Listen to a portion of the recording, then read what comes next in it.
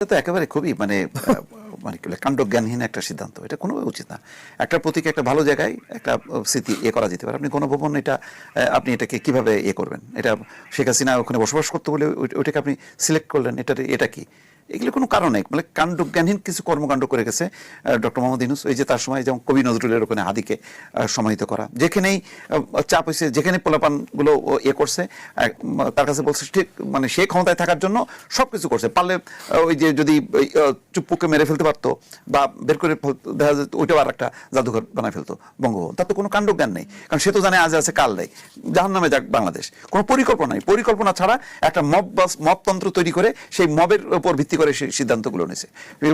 মির্জা ফখরুল ইসলাম আলমগীর কি বলছেন যে উনি যখন ক্রাইসিসে পড়ে আমাদেরকে ডাকে, কিন্তু উচিত ছিল ইন্টারিম পিরিয়ডে রাজনীতিকদের সঙ্গে প্রতিনিয়ত তার ডিসকাশন করা, কিভাবে চলবে সেভাবে ঠিক করা। কিন্তু উনি তো তাদেরকে অ্যাভয়েড করছে করে তিনি তার নিজের ওই পারিবারিক, তার বন্ধু বান্ধব আর এই ছাত্রদের, মানে তার লক্ষ্যটা ছিল যে এই ছাত্রদের উপর ভর করে সে ক্ষমতায় থাকবে। কিন্তু ঘটনাক্রমে দিনকে দিন এই কি বলে ব্যারোমিটার যে পারদগুলো আস্তে আস্তে না শুরু করছে, সে দেখছে ওরে বাবা মানে আমি তো আর টিকতে পারবো না।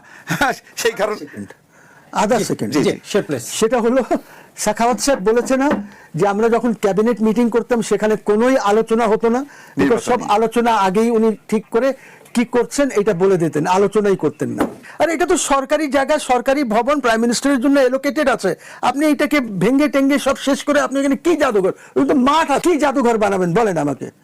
কি শেখ হাসিনার শাড়ি রাখবেন না কি রাখবেন বলেন? না ওইখানে যে হাঁস টাস পালা হয় ওইটা রাখবেন? কি থাকবে জাদুঘর? ওগুলো তো আগেই লুটপাট হয়ে গেছে। তাহলে কি থাকবে? সেখানকার হাঁস পর্যন্ত লুটপাট। তাহলে কি রাখবেন আপনি ওই জাদুঘরে? কি থাকবে? মববাজদের ছবি থাকবে। হ্যাঁ, তা হতে পারে, আই এগ্রি উইথ হিম 100%। জাদুঘরের চেয়ে না হলেও কয়েক গুণ বড় হলো গণভবনের এরিয়া। এবং গণভবন আসলে কি? গণভবন হলো রাষ্ট্রের প্রধানের আপনার হলো স্থান, এবং সেটাতে নকশা আছে যেটা পাবলিক হওয়া উচিত না, সেটা সিক্রেসি আছে, গোপনীয়তা আছে, বিভিন্ন ধরনের রুট আছে।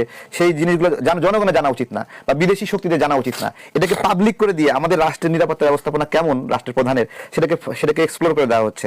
এবং এই যে জুলাই জাদুঘর তো এতখানি জায়গার উপর অপচয়, আরেকটা এই ধরনের বাড়ি বানাতে আরো টাকা লাগবে প্রধানমন্ত্রীর জন্য, সেই টাকার অপচয়।